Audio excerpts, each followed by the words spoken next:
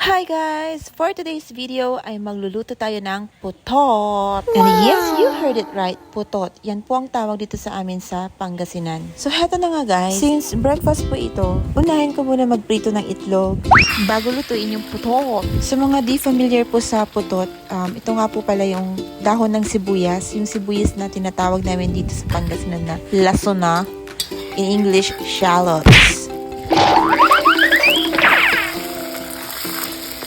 Ayan, suluto na nga itong itlog guys. Sinunod ko nga palang iprito yung tinapa pero hindi ko na na-videohan dahil tumatalsik po yung mantika. At wala nga rin pala akong tripod guys. Kaya struggles real talaga. Anyways, habang piniprito ko yung tinapa, ay hinugasan ko na rin itong mga dahon ng sibuyas. 3 beses ko nga palang hinugasan ito guys. At binabad sa tubig na may asin. Para mawala yung mga unwanted ingredients. Oh, diba? Ingredients!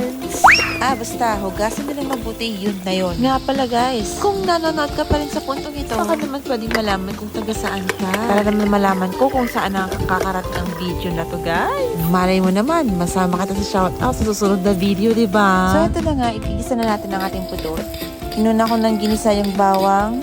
At next naman ang sardinas. Kahit anong brand po ng sardinas, pwede nyo ihalo dito. Pero yung ginamit ko ay yung green na sardinas. Hindi ko na sasabihin kung anong brand. Hindi naman to sponsor, di ba? That's right! Yung iba nga palang luto dito, nilalagyan nila ng alamang at saka kamatis. Naku, masarap din yun guys. Pero dahil wala akong alamang at wala akong kamatis, kaya sardinas na lang guys. Pwede rin naman. Masarap din naman to guys. Ayan, susunod na natin ihulog yung ating mga putot. Dito talaga pag sinasabi ko yung putot. Putot. Ayan, halu-haluin lang ito guys. Yung pinaglagyan nga pala ng sardinas. Pinanong ko nga lang yun ng tubig, tsaka ako hinalo dito. Tsaka na natin lagyan ng mga pampalasa katulad ng asin. Ayan, nasa inyo na guys kung gaano kadaming asin ilalagay nyo. Pangit din kasi yung masyadong maalat guys. Kaya dapat sakto lang. Nag-add na nga rin pala ako dito ng paminta, konti lang naman. At seasoning granules. Kung ako ang tatanungin, mas okay sa akin ang betchin. Kaya lang wala kasi kaming betchin ngayon na ubusan guys. Kaya yun lang, share ko lang naman. Ayan, halu-haluin lang natin pagkatapos natin ihulog lahat ng mga ingredients. At kung sa tingin nyo ay okay na yung lasa, ayan, so pwede na.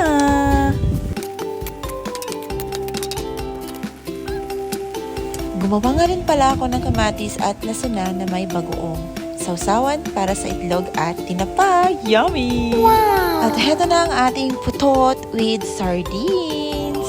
Masarap to guys. Try nyo to guys. Naku, makakakain kayo ng madami. Galila, agagi, ira, mangantila, panangan badongla, manalmusal tila.